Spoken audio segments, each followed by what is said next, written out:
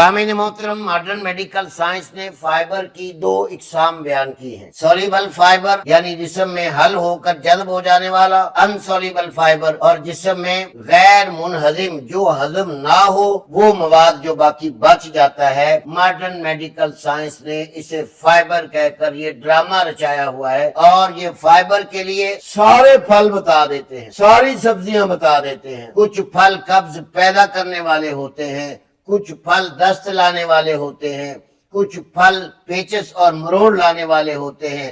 हमारे अंधे modern medical science के पढ़े लिखे प्रोफेसर नहीं जानते कि हर फ्रूट के अंदर फाइबर जरूर है, लेकिन वो कुछ हजम होने वाले हैं, कुछ गैर हजम होने वाले हैं।